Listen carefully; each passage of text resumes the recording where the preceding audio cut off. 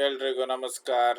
ಇವತ್ತಿನ ವಾರ್ತೆಗಳು. ಪ್ರಜ್ವಲ್ ರೇವಣ್ಣ ಸಂಸದರಾಗಿದ್ದು ಕಾಂಗ್ರೆಸ್ ಜೆಡಿಎಸ್ ಬೆಂಬಲದಿಂದ ಕಳೆದ ಲೋಕಸಭಾ ಚುನಾವಣೆಯಲ್ಲಿ ಕಾಂಗ್ರೆಸ್ ಮುಖಂಡರು ಪ್ರಜ್ವಲ್ ರೇವಣ್ಣ ಪರ ಪ್ರಚಾರ ನಡೆಸಿದ್ದರು.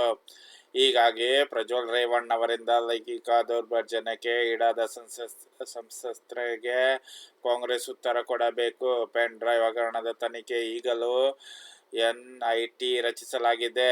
ಪ್ರಾಮಾಣಿಕ ತನಿಖೆ ನಡೆದದ್ದು ತಪ್ಪಿತಸ್ಥರಿಗೆ ಶಿಕ್ಷೆಯಾಗಲಿ ಎಂದು ವಿಧಾನಸಭೆಯ ಪ್ರತಿಪಕ್ಷ ನಾಯಕ ಆರ್ ಅಶೋಕ್ ಹೇಳಿದ್ದಾರೆ.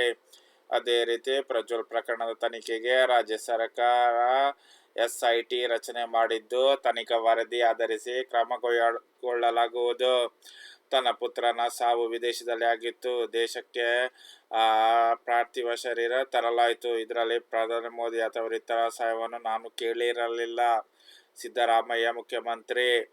ಇದೇ ರೀತಿ ಜೆಡಿಎಸ್ ಮತ್ತು ಕಾಂಗ್ರೆಸ್ನಲ್ಲಿ ಮಾರಾಮಾರಿ ನಡೆಯುತ್ತಿದೆ. ಅಶ್ಲೀಲ ವಿಡಿಯೋ ಪ್ರಕರಣಕ್ಕೆ ಸಂಬಂಧಿಸಿದಂತೆ ಹುಬ್ಬಳ್ಳಿಯ ಗೋಕುಲ ರಸ್ತೆಯಲ್ಲಿರುವ ಡೆನಿಸ್ ಸ್ಟೈನ್ ಹೋಟೆಲ್ ಆವರಣದಲ್ಲಿ ಜೆಡಿಎಸ್ ಹಾಗೂ ಕಾಂಗ್ರೆಸ್ ಮುಖಂಡರು ಮತ್ತು ಕಾರ್ಯಕರ್ತರ ನಡುವೆ ಮಂಗಳವಾರ ಮಧ್ಯಾಹ್ನ ಮಾರಾಮಾರಿ ನಡೆಯಿತು.